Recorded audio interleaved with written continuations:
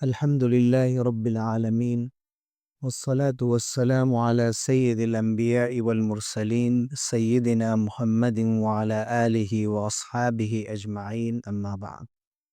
فأعوذ بالله من الشيطان الرجيم بسم الله الرحمن الرحيم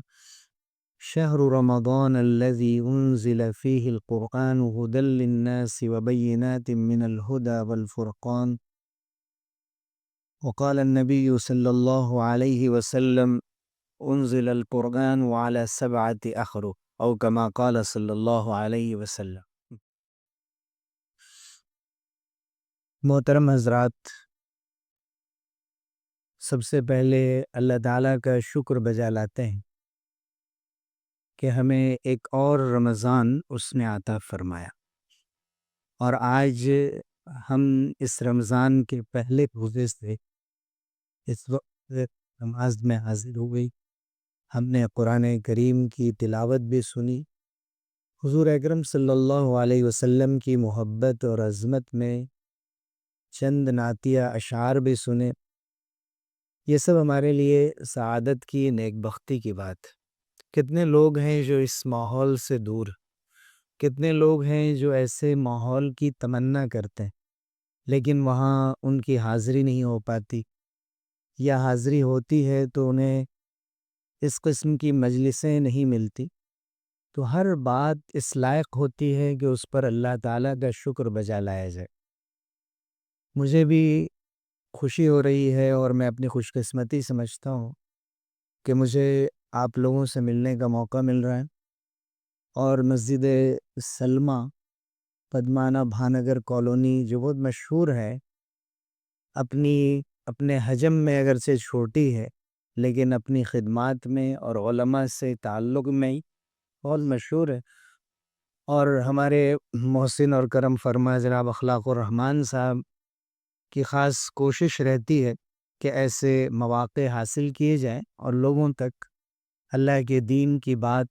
معتبر علماء کے ذریعے سے پہنچائی جائے۔ یہ اسی سلسلے کی ایک کڑی ہے۔ پچھلے سال بھی مجھے دعوت دی گئی اور کسی وجہ سے حاضر نہیں ہو سکا۔ آج مجھے نزول قرآن کا موضوع دیا گیا۔ نزول قرآن کا رمضان سے خاص تعلق۔ قرآن مجید کے نازل ہونے کا جب بھی ذکر آئے گا، تذکرہ آئے گا، تو اس کی کئی شکلیں ہوتی۔ قرآن مجید سب سے پہلے تو اللہ تعالیٰ نے لوح محفوظ میں نازل فرمایا۔ لوح محفوظ میں جیسے غیب کی ساری باتیں محفوظ کر دی گئی ہیں، قیامت تک کا سارا ریکارڈ وہاں جمع کر دیا گیا ہے، ویسے ہی قرآن مجید کو بھی لوح محفوظ میں محفوظ کر دیا گیا۔ بل ہوا قرآن مجید فی لوح محفوظ، سورہ بروج میں ہے، بلکہ یہ بزرگ و برتر قرآن ہے جو لوح محفوظ میں۔ کہیں فرمایا گیا انہ لقرآن کریم فی کتاب مکنون، یہ بڑی عظمت والی کتاب ہے، عزت والی کتاب ہے جو کتاب مکنون میں، اور اس سے بھی مراد محفوظ جگہ، محفوظ تحریر، اور محفوظ تحریر لوح محفوظ۔ قرآن مجید کو اللہ تعالیٰ نے لوح محفوظ میں محفوظ فرمانے کے بعد ایک دوسرا اس کا نزول فرمایا، کیونکہ یہ کلام اللہ ہے۔ کلام کے معنی ہوتے ہیں بات، اور کلام اللہ جب ہم کہتے ہیں the word of God، تو اللہ تعالیٰ کا جو کلام تھا، اللہ نے جو کلام فرمایا تھا، اس کو لوح محفوظ میں محفوظ کیا اور پھر اسے نازل فرمایا۔ نازل کہاں فرمائے؟ بیت العزت سے آسمان دنیا پر۔ بیت العزت یا بیت معمور وہ مقام ہے کہ جہاں ہر وقت 70,000 فرشتے طواف کر رہے ہوتے ہیں، اور جو فرشتے ایک بار آ جاتے ہیں پھر دوبارہ وہ نہیں آتے، اور ٹھیک اسی کے نیچے خانہ کعبہ ہے۔ اللہ تعالیٰ نے یہ شرف بخشا کہ وہاں بیت العزت سے قریبی آسمان، یہ جو 7 آسمان ہیں ان میں سب سے قریبی آسمان سماء دنیا جسے کہا جاتا ہے، دنیا کا آسمان، اور دنیا کے معنی ہوتے ہیں ایک تو گھٹیا اور بدترین چیز کے ہوتے ہیں، اور ایک جو بہت ہی قریبی چیز۔ تو یہ قریبی آسمان پر اللہ تعالیٰ نے قرآن مجید کو نازل فرمایا، جس آسمان پر اللہ رب العزت اپنی شان کے مطابق، ہمیں نہیں معلوم اس کی کیا شکل ہوتی ہے، ہر رات آخری پہر میں نزول فرماتا ہے، اور اعلان کیا جاتا ہے کہ ہے کوئی مانگنے والا جو مانگے اور میں اسے قبول کروں، ہے کوئی معافی چاہنے والا جو معافی چاہے اور میں اس کی معافی کو قبول کروں۔ تو وہاں اللہ تعالیٰ نے نازل فرمایا،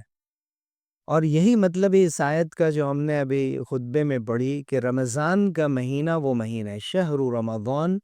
الذی انزل فیہ القرآن، جس میں قرآن مجید کو نازل کیا گیا، ہدی للناس، لوگوں کے لیے ہدایت ہے، وبینات من الہدی، اور ہدایت کی بہت واضح باتیں اس میں لکھی ہوئی ہیں، والفرقان، حق اور باطل، صحیح اور غلط، خیر اور شر کے درمیان فرق کرنے والی کتاب۔ پھر آگے روزے کا تذکرہ کیا گیا، رمضان میں قرآن مجید کو نازل کیا گیا، یعنی بیت معمور سے قریبی آسمان پر یکبارگی پورا قرآن رمضان میں نازل کیا گیا۔ رمضان میں کب نازل کیا گیا؟ اِنَّا أَنزَلْنَاهُ فِي لَيْلَةِ الْقَدْرِ، ہم نے اس قرآن مجید کو شب قدر میں نازل کیا۔ اِنَّا أَنزَلْنَاهُ فِي لَيْلَةٍ مُبَارَكَةٍ، سورہ دخان میں فرمایا گیا، اس کو ہم نے مبارک رات میں نازل کیا۔ مبارک رات شب قدر کو ہی کہا گیا۔ بعض لوگ شب برات کو کہتے ہیں، شب برات ثابت ہے لیکن اس کی دوسری دلیل ہے، قرآن مجید سے شب برات ثابت نہیں۔ قرآن مجید میں جو سورہ دخان میں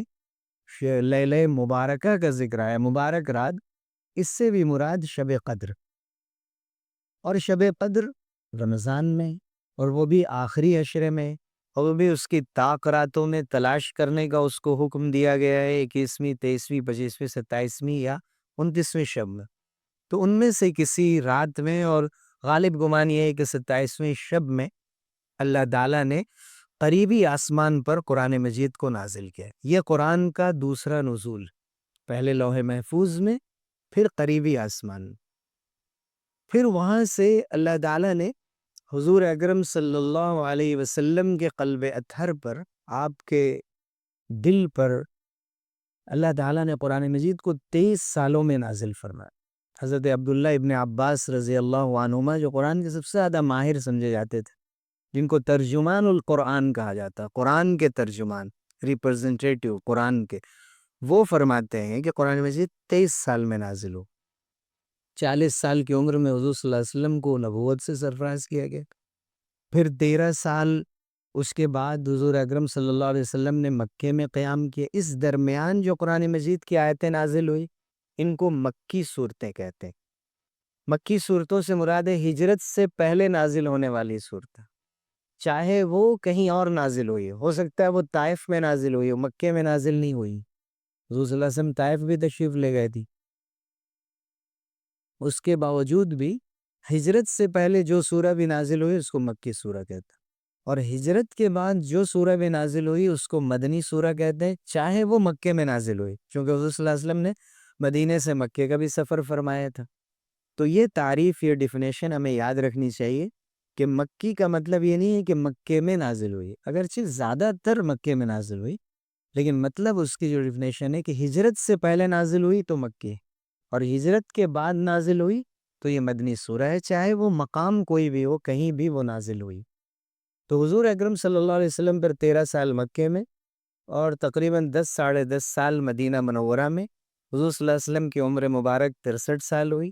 اس درمیان آپ صلی اللہ علیہ وسلم کی 23 سالہ نبوت کے زمانے میں قرآن مجید کا جو حصہ بھی نازل ہوا، وہ سب کے سب مکی یا مدنی صورتوں میں ان کو تقسیم کیا گیا۔ اب کیا یہ رمضان میں نازل ہوا؟ ان میں بہت سی آیتیں رمضان میں نازل ہوئیں، جیسے وَمَا أَنزَلْنَا عَلَىٰ عَبْدِنَا يَوْمَ الْفُرْقَانِ يَوْمَ الْتَقَى الْجَمْعَانِ، جو ہم نے اپنے بندے پر فرقان کی آیتیں نازل کی، یعنی قرآن کی اس دن جس دن دونوں جماعتیں آپس میں ایک دوسرے کے آمنے سامنے آئیں، تو اس سے مراد فرقان کا دن ہے۔ یوم الفرقان، یعنی یوم الفرقان سے مراد بدر کا دن ہے، اور بدر رمضان میں ہوا ہے، تو غزوہ بدر رمضان میں ہوا اور رمضان میں یہ آیتیں نازل ہوئی۔ تو رمضان میں بہت سی آیتیں نازل ہوئی، لیکن کیا جو 23 سال میں جو تیسرا نزول ہے قرآن کا لوح محفوظ اور آسمان دنیا کے بعد، کیا یہ نزول رمضان میں شروع ہوا؟ اس بارے میں علماء کی ایک سے زیادہ رائے۔ حضور صلی اللہ علیہ وسلم پر ربیع الاول کے مہینے سے، جو آپ صلی اللہ علیہ وسلم کی ولادت اور وفات کا مہینہ ہے، سچے خواب آنے لگے، جسے رؤیا صادقہ کہا گیا ہے۔ اور جو خواب بھی حضور صلی اللہ علیہ وسلم دیکھتے، جاءت مثل فلق الصبح، جیسے رات کی تاریکی اور اندھیرا چھٹ جاتا ہے اور صبح کی روشنی آتی ہے، اور اس میں کسی کو کوئی شک نہیں ہوتا ہے کہ دن کا اجالا آ چکا ہے، اسی طرح سے آپ صلی اللہ علیہ وسلم جو خواب بھی دیکھتے تھے، بالکل ہو بہو اسی طرح بیداری کے عالم میں وہ بات اسی طرح پیش آنے لگتی تھی۔ تو ایک سلسلہ تو یہ رہا ربیع الاول سے لے کر رمضان تک، تقریباً 6 مہینے۔ اس کے بعد وحی کا سلسلہ شروع ہوا۔ بعض علماء کہتے ہیں کہ یہ وحی کا سلسلہ اقرأ بسمی، جو حضور صلی اللہ علیہ وسلم کو خلوت سے محبت ہو گئی تھی، حبب الی الخلا، حبب الیہ الخلا، حضرت عائشہ صدیقہ رضی اللہ عنہ فرماتی ہیں حضور کو تنہائی میں رہنا پسند ہو گیا تھا، اور غار حرا میں تنہائی میں عبادت کر رہے ہوتے تھے، اور اسی درمیان حضرت جبرائیل امین علیہ السلام تشریف لائے تھے، اور انہوں نے 3 مرتبہ پڑھنے کے لیے کہا تھا۔ اس تفصیلی واقعے سے آپ واقف ہیں۔ تو یہ واقعہ رمضان میں پیش آیا، یہ ایک قول ہے علماء کا، اور ایک قول یہ ہے کہ کب پیش آیا تحقیق سے یہ بات نہیں کہی جا سکتی۔ تو گویا کہ قرآن مجید رمضان میں نازل ہوا، بیت المعمور سے آسمان دنیا پر، یہ بات یقینی یک بارگی، اور 23 سالوں میں جو نازل ہوا اس میں سے بہت سی آیتیں رمضان میں نازل ہوئی، اور ایک قول کے مطابق اس کی شروعات بھی رمضان میں ہوئی، لیکن ظاہر ہے کہ پورا قرآن مجید ایک ساتھ نازل ہوئی۔ قرآن مجید کے بہت سے نام خود قرآن میں ذکر کیے گئے، قرآن مجید ہے، اور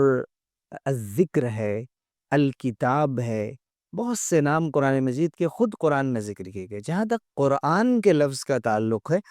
تو یہ 73 مرتبہ قرآن مجید میں آیا، اور قرآن کے بھی بہت سے معنی بیان کیے گئے، جن میں سے ایک معنی یہ بیان کیا گیا کہ قرآن کے معنی ہوتے ہیں وہ کتاب جو بار بار پڑھی جائے، مسلسل پڑھی جائے اور کثرت سے پڑھی جائے، اور یہ بات دلیلوں سے ثابت کرنے کی ضرورت نہیں، اس لیے کہ قرآن مجید کی تلاوت کبھی ختم ہوتی ہی نہیں، یعنی قرآن مجید کی تلاوت مسلسل جاری۔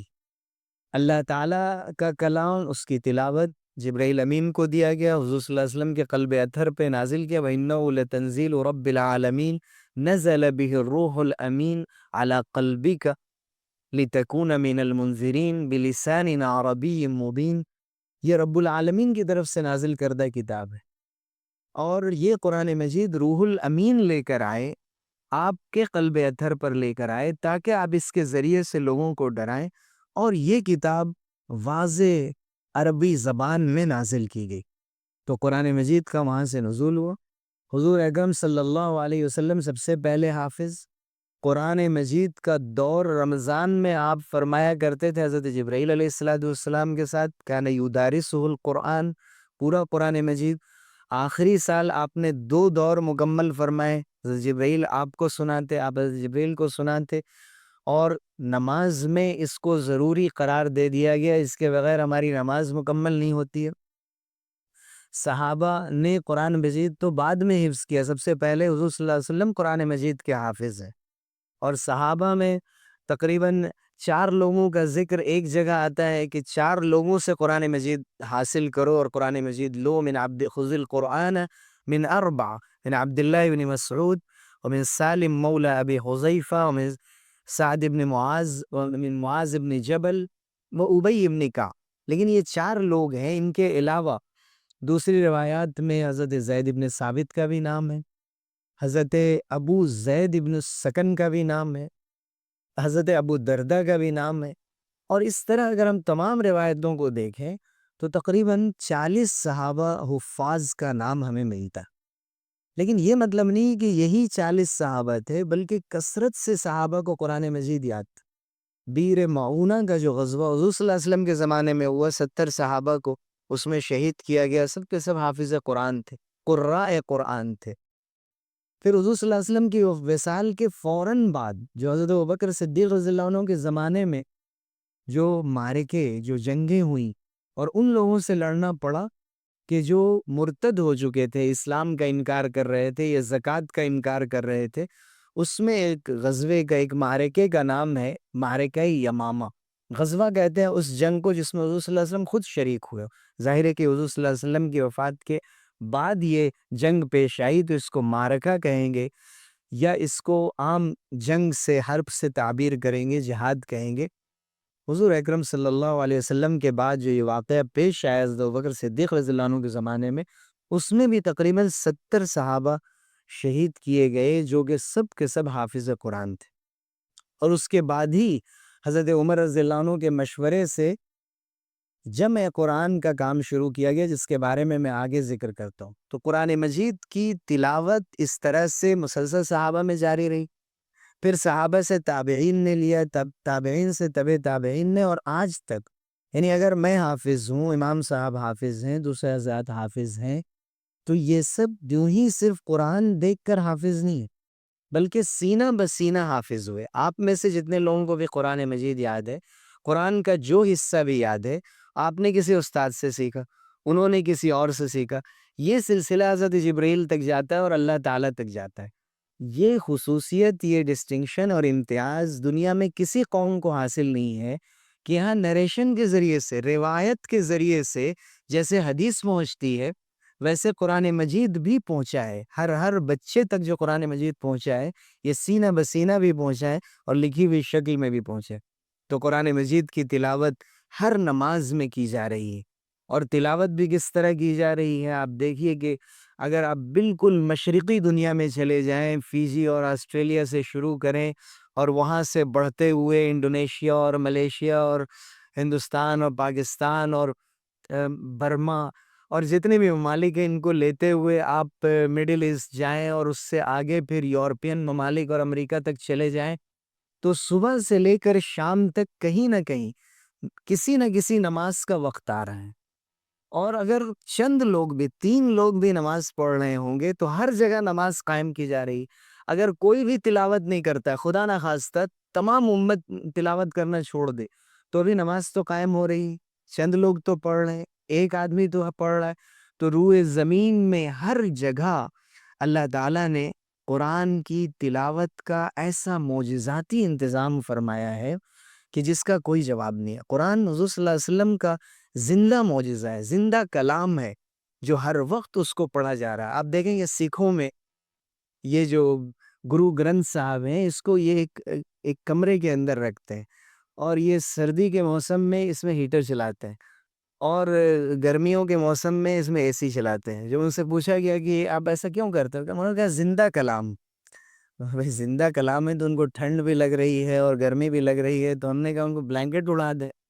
اور ان کے کھانے پینے کا بھی انتظام کرے۔ تو زندہ کا مطلب یہ نہیں ہوتا ہے، قرآن زندہ معجزہ ہے، یعنی ہم آپ اس کو محسوس کر سکتے ہیں، جاویدانی اور ہمیشہ باقی رکھنے کے لیے۔ اور ایک چیز میں ایڈ کروں یہاں کہ قرآن ایک ایسا معجزہ ہے جو علمی معجزہ ہے، اس کا تعلق علم سے۔ حضور صلی اللہ علیہ وسلم کو بہت سے معجزے دیے گئے، یعنی آپ کے اشارے سے چاند 2 ٹکڑے ہوا، آپ صلی اللہ علیہ وسلم کے ہاتھ لگا دینے سے کھانے میں برکت ہو گئی، اور نہ جانے کتنے لوگوں نے تھوڑے سے کھانے میں کھا لیا، اور بے شمار معجزے حضور اکرم صلی اللہ علیہ وسلم کے ہیں۔ لیکن قرآن کا جو معجزہ ہے یہ علم کا معجزہ ہے۔ یہ بتاتا ہے کہ اس امت کو علم سے جوڑ دیا گیا، پہلی وحی میں بھی پڑھنے کا حکم دیا گیا، اور قرآن پورا کا پورا علم سے لبریز ہے۔ تو حضور صلی اللہ علیہ وسلم کو جو سب سے بڑا معجزہ دیا گیا وہ علمی معجزہ ہے، جو قرآن مجید کی شکل میں محفوظ ہے۔ قرآن مجید کو 23 سال میں کیوں نازل کیا گیا؟ ایک بار ہی اس کو کیوں نہیں نازل کر دیا گیا؟ جیسے کہ تورات کو ایک الواح کی شکل میں، تختیوں کی شکل میں، اخذ الالواح، حضرت موسیٰ علیہ السلام نے ان تختیوں کو اٹھا لیا، اس شکل میں اس کو نازل نہیں کیا گیا۔ انجیل کے بارے میں اور زبور کے بارے میں اور جتنے بھی صحیفے اور کتابیں، ان کے بارے میں بھی یہ بات کہی جاتی ہے کہ ان کو ایک بار ہی لکھی ہوئی شکل میں دے دیا گیا۔ آج جو ہمارے پاس بائبل ہے، جس کو ہم اولڈ ٹیسٹامنٹ، نیو ٹیسٹامنٹ کے نام سے جانتے ہیں، اور بائبل کسی بھی چرچ میں چلے جائیں، دنیا کی ہر زبان میں بائبل چھپتی،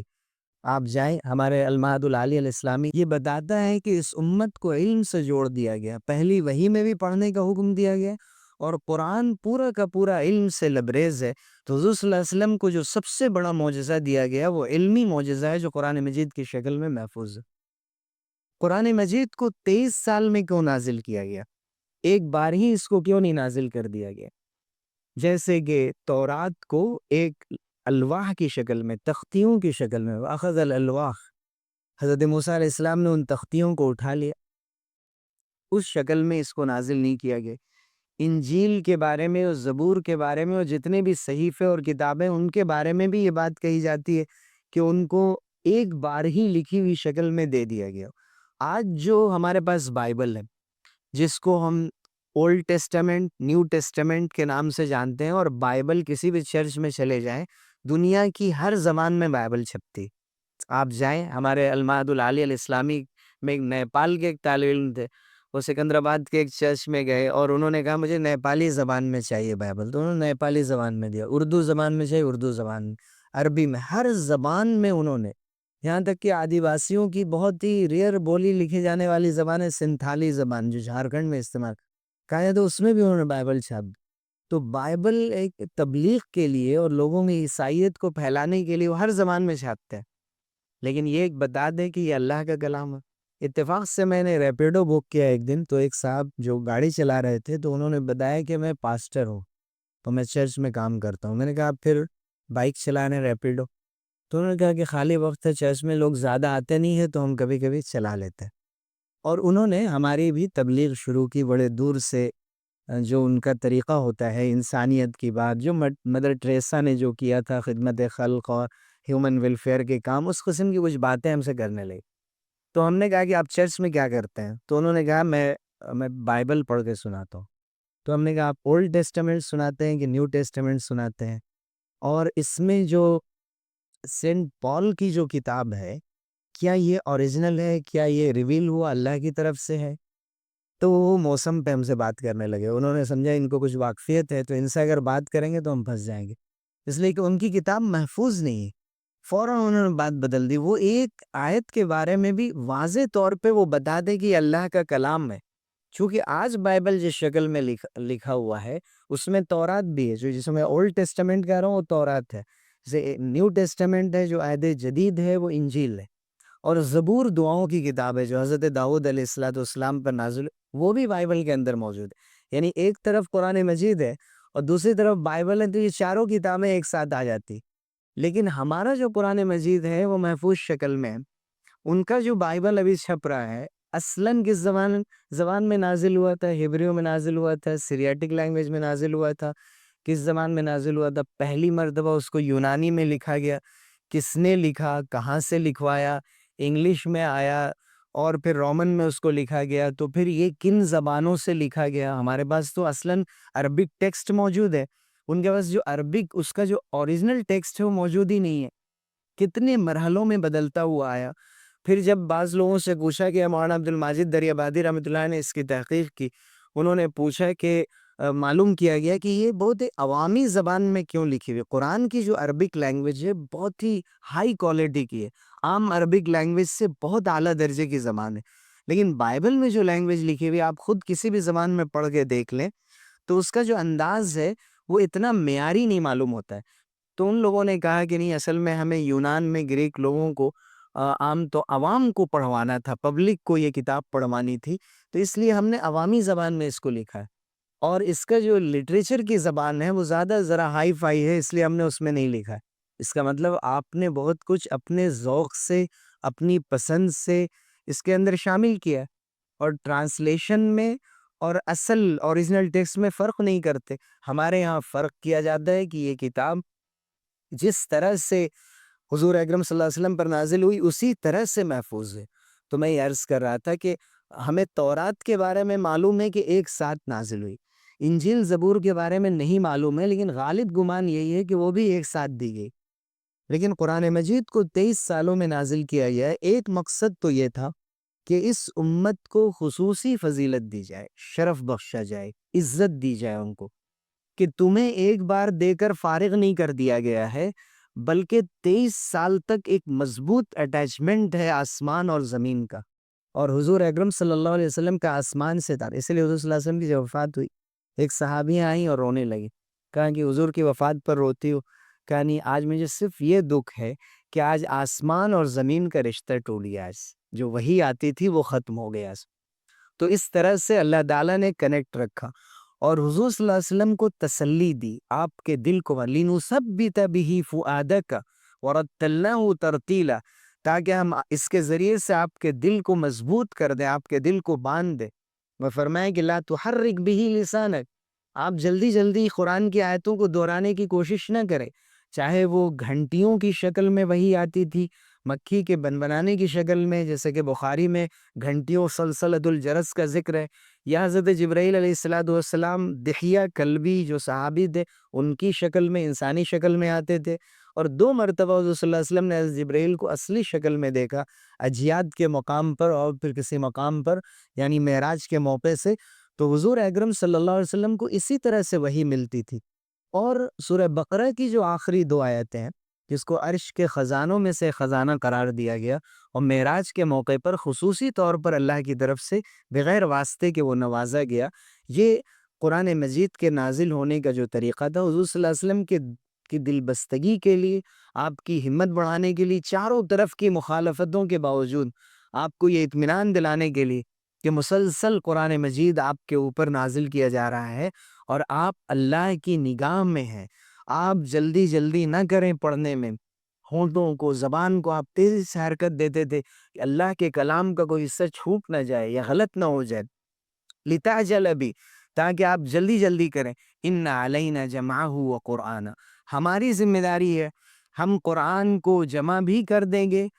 اور اسے پڑھوا بھی دیں گے، یعنی اس کے پڑھنے کا جو لہجہ ہے کیسے پڑھا جائے گا۔ آج جو ایک خاص لہن میں قرآن کو پڑھا جاتا ہے، یہ لہن بھی حضور صلی اللہ علیہ وسلم سے چلا آ رہا ہے، یعنی ایسا نہیں ہے کہ آج کے قاریوں نے اس کو ایجاد کر لیا ہے۔ جو حضرت ابو موسیٰ اشعری رضی اللہ عنہ کی تعریف حضور نے کی، حضرت ابی بن کعب کی، حضرت عبداللہ بن مسعود کی، وہ قرآن کو ایک خاص طرز سے قرات سے پڑھنے پہ ہی آپ نے تعریف فرمائی تھی۔ تو فرمایا کہ إِنَّ عَلَيْنَا جَمْعَهُ وَقُرْآنَ فَإِذَا قَرَأْنَاهُ فَاتَّبِعْ قُرْآنَ، جب ہم پڑھیں یعنی جبرائیل کے واسطے سے جب ہم پڑھوائیں تو آپ ان کے پڑھنے کی بھی نقل کریں، صرف الفاظ کی نہیں بلکہ کیسے پڑھ رہے ہیں آپ اسی طرح پڑھیں۔ ثم ان علینا بیان، پھر اس کی تشریح اور تفسیر بھی ہمارے ذمہ ہے، یعنی اللہ تعالیٰ نے جو یہ فرمایا کہ انا نحن نزلنا الذکر وانا له لحافظون، کہ ہم نے یہ قرآن مجید کو نازل کیا، ہم اس کی حفاظت کرنے والے ہیں۔ حفاظت اللہ کے کلام یعنی ورڈ آف گاڈ کی بھی ہوئی ہے اور اس کی میننگز کی بھی ہوئی ہے۔ اگر کوئی اپنے اعتبار سے قرآن کے غلط معنی بیان کرتا ہے، اور ابھی اس کا موقع نہیں ہے، اگر موقع ہوتا تو میں بتاتا آپ کو کہ کتنے زیادہ لوگوں نے غلط معنی قرآن کے الفاظ سے لینے کی کوشش کی ہے، لیکن آسانی کے ساتھ حضور صلی اللہ علیہ وسلم کی حدیثوں کی روشنی میں علماء نے اس کی غلطی دکھا دی اور واضح کر دیا کہ یہ مطلب مراد نہیں لیا جا سکتا قرآن مجید کے الفاظ۔ تو قرآن مجید کو 23 سال میں اس طرح سے اس کا نزول مکمل ہوا۔ آخری آیت اس کی سورہ بقرہ کی 281 نمبر کی آیت ہے، یا سورہ مائدہ کی آیت نمبر 3 کا وہ حصہ ہے جس میں فرمایا گیا الیوم اکملت لکم دینکم واتممت علیکم نعمتی، اور جس میں اعلان کیا گیا کہ یہ دین مکمل ہو گیا۔ حضور اکرم صلی اللہ علیہ وسلم پر قرآن مجید 23 سالوں میں آپ کی تسلی کے لیے بھی نازل ہوا، اور اس لیے بھی نازل ہوا کہ یہ خیر امت ہے، یہ سب سے بہترین امت ہے، تو اس کو اہمیت دی جائے اور اس کو شرف بخشا جائے۔ اور اگر ایک ساتھ پورا قرآن مجید دے دیا جاتا تو چیلنج نہیں ہو پاتا جو چیلنج کیا گیا۔ جب مشرکین نے کچھ کہا، کوئی اعتراض کیا، اس کے جواب میں آیت نازل ہو، جب انہوں نے کچھ کہا جواب میں آیت نازل ہو۔ تو یہاں کیا تھا، وہ کوئی چیلنج کرتے، چیلنج کے جواب میں آیت نازل ہوتی، کبھی ایک آیت نازل ہوتی، اکثر 5 آیتیں نازل ہوتی، 10 آیتیں نازل ہوتی، جیسے سورہ مومنون کی شروع کی 10 آیتیں، یا سورہ نور میں جو حضرت عائشہ صدیقہ رضی اللہ عنہ پر تہمت لگائی گئی تھی، اس بارے میں آپ کو بری کرنے کے لیے اور آپ کی صفائی دینے کے لیے جو آیتیں نازل ہوئی، 10 آیتیں ہیں وہ نازل ہوئی۔ کبھی ایک آیت نازل ہوئی، کبھی ایک آیت کا چھوٹا سا حصہ بھی نازل ہوا، جیسے لا يستوي القاعدون من المؤمنین غیر اولی الضرر والمجاہدون فی سبیل اللہ، سورہ نساء کی آیت، کہ اللہ کے راستے میں جہاد کرنے والے لوگ اور گھر پہ بیٹھنے والے لوگ، یہ دونوں برابر نہیں ہو سکتے۔ حضرت عبداللہ ابن ام مکتوم جو نابینا صحابی تھے، ان کو بڑی فکر ہوئی کہ میں بھی جہاد میں نہیں جا پاتا اس لیے کہ میں تو نابینا ہوں۔ تو اللہ کی طرف سے یہ حصہ نازل ہو، غیر اولی الضرر، یعنی بیٹھنے والے گھروں میں سب ایک درجے کے نہیں ہیں۔ بعض تو بہانے کر کے بیٹھ رہے ہیں، سستی کر کے بیٹھ رہے ہیں۔ بعض وہ ہیں کہ جو تکلیف کی وجہ سے، معذوری اور مجبوری کی وجہ سے بیٹھ رہے ہیں، ان کے بارے میں یہ بات نہیں کہی جا رہی ہے۔ تو اتنا اضافہ چھوٹا سا حصہ بھی الگ سے نازل ہوا۔ اس طرح کے بہت سے نمونے قرآن مجید میں موجود ہیں۔ کبھی کبھی پوری ایک سورہ نازل ہوئی،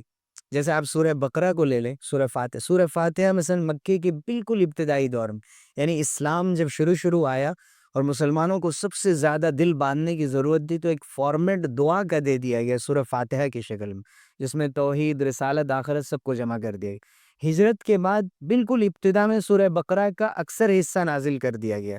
اور اس کا تھوڑا بہت حصہ بعد میں بھی نازل ہوا۔ بعض حصہ جیسے ربا اور سود کی حرمت کے بارے میں جو آیت ہے، وہ بالکل آخر میں نازل ہوئی۔ اور 281 جس کا میں نے ذکر کیا کہ اس دن سے ڈرو جس دن اللہ کے پاس لوٹ کر جانا ہے، اور لوٹائے جاؤ گے تم اللہ کے پاس، وہ بالکل آخر میں نازل ہوئی۔ تو یہ آیتیں اگر ہم چھوڑ دیں تو مدینے میں بالکل ابتدائی دور میں یہ سورہ نازل ہوئی، لیکن ایک ساتھ پوری سورہ نازل نہیں ہوئی۔ پوری سورہ انعام ہے مثال کے طور پر، ایک ساتھ پوری سورہ مکی زندگی میں نازل ہوئی۔ 70,000 فرشتے تسبیح پڑھتے ہوئے اس کو لے کر آئے، اور اس میں حضرت اسماء بنت یزید کہتی ہیں انا آخذۃ بزمام ناقۃ النبی، حضور صلی اللہ علیہ وسلم کی اونٹنی کا لگام میں نے پکڑ رکھا تھا، ایسا معلوم ہوتا تھا کہ اونٹنی کی ہڈی ٹوٹ جائے گی وہی کے بوجھ کی وجہ سے، اور اس کا ایسا بھار تھا، اس کا ایسا ویٹ اور وزن تھا۔ تو حضور اکرم صلی اللہ علیہ وسلم پر مثلا سورہ انعام ایک ہی رات ایک ہی ساتھ نازل ہوئی۔ تو ہر طرح کے نمونے قرآن مجید میں موجود ہیں۔ میں نے بتایا کہ صحابہ کرام رضی اللہ عنہم اجمعین کو حضور صلی اللہ علیہ وسلم قرآن لکھنے کے لیے بلاتے، تقریباً 40 صحابہ ہیں جنہوں نے قرآن مجید کی کتابت کی۔ آج بہت سے لوگ اعتراض کرتے ہیں کہ قرآن کو تو حضرت ابوبکر صدیق یا حضرت عثمان کے دور میں لکھا گیا۔ جس طرح اللہ نے حضور صلی اللہ علیہ وسلم کو بتایا، جہاں پہ جس آیت کے بارے میں اشارہ فرمایا، اگر سورہ بقرہ کو کئی مرحلوں میں نازل کیا گیا، تو ایسا نہیں ہے کہ حضور صلی اللہ علیہ وسلم نے اپنی مرضی سے ایک آیت کو جہاں چاہا رکھ دیا، دوسری آیت کو جہاں چاہا رکھ دیا، بلکہ اللہ کے اشارے کے مطابق جہاں اللہ کی طرف سے فرمایا گیا وہیں وہ آیت رکھی گئی۔ اور اسی طرح حضور صلی اللہ علیہ وسلم نے صحابہ سے، حضرت علی رضی اللہ عنہ، حضرت معاویہ رضی اللہ عنہ، حضرت زید بن ثابت رضی اللہ عنہ، حضرت ابی بن کعب رضی اللہ عنہ، اور اس جیسے نہ جانے کتنے صحابہ، تقریباً 40 صحابہ کا ذکر ملتا ہے جنہوں نے وحی کی کتابت کی، انہوں نے نوٹ کیا، لکھا اس کو۔ تو قرآن مجید تو پورا کا پورا حضور اکرم صلی اللہ علیہ وسلم کے دور میں ہی لکھ دیا گیا، لیکن پھر حضرت ابوبکر صدیق رضی اللہ عنہ کے دور میں کیا کیا گیا؟ اصل میں یہ جو لکھا گیا تھا الگ الگ آیتوں اور صورتوں کی شکل میں تھا، کھجور کی چھالوں پر، پتھروں کے سل پر، کبھی بانس کی لکڑی پر، کبھی اسے لکھا گیا جانوروں کی ہڈیوں پر۔ کاغذ اس وقت موجود نہیں تھے، لیکن حضرت زید بن ثابت کہتے ہیں کننا نؤلف القرآن من الرقاء، ہم کاغذ سے بھی قرآن مجید لکھا کرتے تھے حضور صلی اللہ علیہ وسلم کے فی عہد النبی صلی اللہ علیہ وسلم۔ اس سے معلوم ہوتا ہے کہ کاغذ کی کوئی شکل بھی اس وقت موجود تھی، اور قرطاس کا بھی ذکر قرآن مجید میں ہے۔ قرطاس کے معنی بھی قرآن میں کاغذ کے ہوتے ہیں، لیکن زیادہ تر ان چیزوں پر لکھا جاتا تھا۔ حضرت ابوبکر صدیق رضی اللہ عنہ نے یہ کیا، جب یمامہ میں 70 حفاظ شہید کر دیے گئے، تو انہوں نے یہ کیا کہ قرآن مجید کو تمام صحابہ کے پاس جو الگ الگ حصے موجود ہیں ان کو ایک ساتھ جمع کر دیا جائے۔ تو حضرت ابوبکر صدیق رضی اللہ عنہ نے جو جمع کیا، تمام صحابہ نے تصدیق کر دی۔ حضرت عمر رضی اللہ عنہ کا مشورہ تھا، اور یہ ذمہ داری تفویض کی گئی حضرت زید بن ثابت رضی اللہ عنہ کو۔ وہ کہتے ہیں کہ اگر لو کلفونی بنقل جبل من الجبال ما كان اسقل علی مما امرونی به من جمع القرآن۔ حضرت ابوبکر صدیق رضی اللہ عنہ نے مجھے جو قرآن جمع کرنے کا حکم دیا، یہ میرے لیے اس سے زیادہ مشکل تھا کہ مجھے کہہ دیتے کہ میں بہت سے پہاڑوں میں سے کسی ایک پہاڑ کو یہاں سے اٹھا کر وہاں لے جاتا یا پہاڑ کو منتقل کر دیتا، یہ آسان تھا، لیکن کہا کہ قرآن مجید کو جمع کرو، یہ میرے لیے بہت مشکل تھا، لیکن حضرت زید بن ثابت اچھے حافظ بھی تھے، وحی کے کاتب بھی تھے، اور میراث ترکے کے بھی بہت ماہر تھے، لینگویجز کے بھی ماہر تھے۔ یہودیوں کی زبان 17 دن میں سیریاٹنگ لینگویج انہوں نے سیکھی تھی۔ تو ایک بہت ہی جامع شخصیت، ایک کمپریہنسو، جسے آپ کہہ سکتے ہیں کارنامہ انجام دینے کی صلاحیت تھی حضرت زید بن ثابت رضی اللہ عنہ کے اندر۔ تو حضور اکرم صلی اللہ علیہ وسلم نے ان کو وحی کی کتابت کے لیے انہی کو پسند کیا گیا۔ انہوں نے نہ صرف یہ کہ قرآن مجید کو جمع کیا، ایک ایک حافظ کو پوچھ کر اور 2 گواہ ہر آیت پر انہوں نے لیا،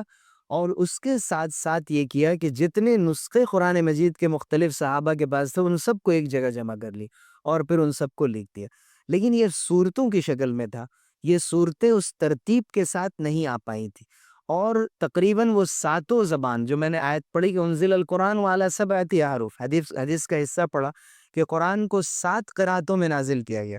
تو 7 قرات میں تھی، یعنی قل اعوذ برب الناس بھی اور قل اعوذ برب النیس بھی، ملک الناس بھی، ملک النیس بھی، دونوں صحیح تھا۔ الگ الگ ٹرائبس میں، قبیلوں میں الگ الگ طرح سے پڑھا جاتا تھا، اور قرآن مجید کو ہر طرح سے تلاوت کیا جاتا تھا۔ اب عربوں کے علاوہ جب دوسرے لوگ بھی داخل ہونے لگے اسلام میں تو ان میں اختلاف ہونے لگا، وہ کہتے کہ میں صحیح پڑھ رہا ہوں، وہ کہتے میں صحیح پڑھ رہا ہوں۔ تو صحابہ سے حضرت عثمان غنی رضی اللہ عنہ نے مشورہ کیا کہ اس سے تو بڑا فتنہ پھیل جائے گا، اس لیے ایسا کیا جائے کہ جب حضرت ابوبکر صدیق کے زمانے میں بھی اختلاف ہوتا تھا تو قریش کی زبان کو معیار مانا جاتا تھا، تو آج قریش کی زبان کے مطابق ایک ہی قرات پر، ایک ہی طریقے پر قرآن مجید کو لکھوا دیا جائے، اور ایسے انداز سے جو عثمانی اسکرپٹ ہے وہ اسکرپٹ عام عربی لینگویج کی جو اسکرپٹ ہے اس سے الگ ہے۔ مثلا عام عربی لینگویج میں صلاۃ لکھتے ہیں صاد لام الف گولتا، لیکن قرآن میں صاد لام واو کھڑا زبر گولتا ہے، تو یہ قرآن کا اسکرپٹ ہے۔ وہ اس لیے وہ اسکرپٹ لیا گیا ہے کہ اس کے ذریعے سے 7 یا 10 جو قراتیں ہیں سب کو اس کے اندر جمع کر دیا گیا ہے، اور پڑھنے میں کوئی اختلاف نہیں ہوگا، ایک ہی طرح سے اس کو پڑھا جائے گا۔ لکھنے کے کچھ طریقے مدینہ کے مصحف میں اور ہندوستان پاکستان میں جو نسخے چھپتے ہیں، لکھنے کے کچھ طریقے مختلف ہیں، لیکن اصلاً وہ رسم عثمانی اسکرپٹ تھی۔ حضرت عثمان غنی رضی اللہ عنہ نے 5 یا 7 نسخے تیار کروائے، بصرہ بھیجا، کوفہ بھیجا، شام بھیجا، یمن بھیجا، مکہ مکرمہ بھیجا، اور ایک نسخہ مدینہ منورہ میں باقی رکھا، اور اس کو مصحف امام کہتے ہیں۔ یہ وہ حصہ ہے کہ جس کو بعد میں اس کی پرنٹنگ ہوئی، اور بقیہ جو قرآن کے جتنے بھی نسخے تھے جو کئی طرح کی زبان میں پڑھنے میں آتے تھے، کئی طرح کے اس میں قراتوں میں لکھے ہوئے تھے، ان سب کو حضرت عثمان غنی رضی اللہ عنہ نے جلوا دیا۔ دیکھنے میں مظاہر یہ بہت بڑا قدم اٹھایا انہوں نے، لیکن امت کو فتنے سے بچانے کے لیے، چونکہ اتنی سمجھ کے لوگ بعد میں نہیں تھے۔ آج جو لوگ بہت دعویٰ کرتے ہیں، ہر شخص اجتہاد کر لے گا، ہر شخص حدیث سے خود سے مسئلہ سمجھ لے گا، ہر شخص قرآن سے سوچی کہ عثمان غنی رضی اللہ عنہ کتنا ڈر گئے تھے اس بات سے کہ عام لوگ اس بات کو نہیں قبول کر پائیں گے، اس لیے سارے نسخے جلا دیے جائیں، اور یہ جو 5 یا 7 نسخے تیار ہوئے ہیں اب اسی کے مطابق قرآن مجید کی نقل جاری رہے گی۔ اور جب پریس ایجاد ہوا تو ہیمبرگ شہر میں 1113 ہجری میں اس کو پہلی مرتبہ شائع کیا گیا، اور دارالکتب المصریہ ایجپٹ کے اندر ابھی بھی وہ نسخہ موجود ہے جو پریس میں قرآن مجید چھپا، ورنہ اس سے پہلے قلمی نسخے لکھے جاتے تھے، پلیٹس نہیں تیار ہوتی تھی، اس کی پریس میں نہیں چھپتا تھا قرآن، اور اس پر بھی علماء کا اس زمانے میں بہت اختلاف رہا تھا کہ کیا قرآن کی بے حرمتی تو نہیں ہوگی، ہم پریس میں دے رہے ہیں قرآن مجید کو۔ اور اس کے بعد تقریباً 19ویں صدی کے اندر 1800 کچھ عیسوی میں روس کے شہر میں سینٹ پیٹر برگ میں اس قرآن کو چھاپا گیا، اور اس کے بعد سے پھر دنیا بھر میں قرآن کی اشاعت کا جو سلسلہ شروع ہوا، اور مجمع ملک فہد نے جو قرآن کو شائع کر کے پوری دنیا میں عام کیا، یہ حیرت انگیز انقلاب تھا، اور یہ سب دلیل ہے اس بات کی کہ اللہ تعالیٰ نے اس قرآن مجید کی حفاظت کا بہترین انتظام فرمایا، ریڈن فارم میں بھی اور سینے میں بھی محفوظ کر دیا، اسی لیے آج تک حفاظ موجود ہیں، قیامت تک موجود رہیں گے۔ اور قرآن مجید کے خلاف جتنی بھی سازشیں کی جائیں، اس کی کوششیں پہلے بھی جاری رہیں، آج بھی جاری ہیں، یہ سب ناکام ہو جائیں گی، اس لیے کہ اللہ تعالیٰ نے اس کا اتنا بہترین انتظام فرما دیا ہے، اور ہمارے ہی آپ جیسے لوگوں کے دلوں میں اللہ تعالیٰ کی جانب سے یہ بات آتی ہے کہ ہمیں ایک حافظ چاہیے، اس محلے میں چاہیے، اس محلے میں چاہیے، خاندان میں چاہیے، اپنے گھر میں چاہیے، کہیں نہ کہیں کوئی نہ کوئی یا تو حفظ کرا رہا اپنے بچوں کو، یا کسی یتیم بچے کے حفظ کی کفالت کرا رہا ہے، یا کسی مدرسے میں حصہ لے رہا ہے، تاکہ قرآن کے حفظ کا سلسلہ جاری رہے اور عالم بنتے رہیں لوگ، مفتی بھی بنتے رہیں، قرآن کی تفسیر بھی جانتے رہیں، تاکہ کوئی بھی اچانک آ کے کسی قسم کی بھی تحریف کر کے اور اس میں ملاوٹ کر کے نہ نکل جائے۔ اس لیے قرآن کا کتاب حکیمت آیاتہ، اس کی آیتوں کو مضبوط بنایا گیا، ثم فصلت من لدن حکیم خبیر، پھر اس رب العزت کی جانب سے جو بہت زیادہ حکمت والا اور بہت زیادہ خبر رکھنے والا ہے، اسے اس کی تفصیل بیان کر دی گئی اور اسے کھول کھول کر بیان کر دیا گیا۔ یہ قرآن مجید کی کے نزول اور آج تک اس کے محفوظ ہونے کی جو شکلیں تھیں، اس کی تاریخ تھی، اس کا ایک چھوٹا سا حصہ ہم نے آپ کے سامنے پیش کیا۔ حضور صلی اللہ علیہ وسلم کے زمانے میں بھی قرآن کو کیسے لکھوایا گیا، حضرت ابوبکر صدیق رضی اللہ عنہ کے زمانے میں کیسے، اور عثمان غنی رضی اللہ عنہ کے زمانے میں جو ایک آخری اضافہ جو بھرپور شکل میں ہوا کہ سورتوں کی بھی ترتیب بالکل اسی طرح قائم کر دی گئی جیسے حضور صلی اللہ علیہ وسلم کے زمانے میں تھی، اور بسم اللہ برات میں نہیں لکھا گیا تھا تو آپ نے بسم اللہ کو وہاں نہیں لکھا سورہ توبہ میں،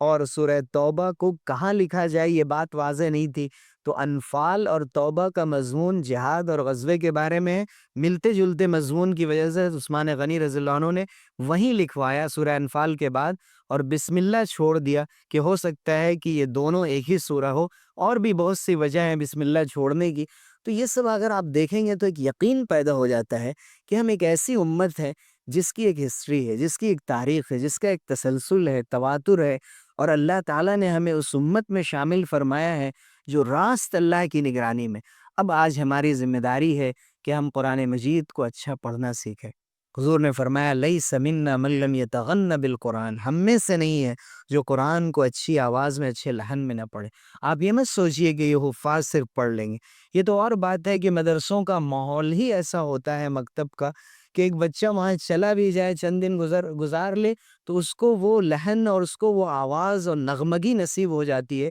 جو قرآن کے ساتھ خاص ہے۔ اور اگر آپ کبھی کبھی پڑھ رہے ہیں، تھوڑا تھوڑا بے دلی سے پڑھ رہے ہیں، تو وہ بات نہیں پیدا ہوگی۔ اس لیے ضروری ہے کہ قرآن کے حلقے لگائیں اور قرآن کو سیکھیں۔ آپ یہ کیوں سمجھتے ہیں، یا کوئی بھی یہ کیوں سمجھتا ہے، میں حیدرآباد کو اس سے بہت الگ مانتا ہوں دوسرے شہروں کے مقابلے میں، کہ یہاں قرآن مجید کے سلسلے میں زیادہ بیداری،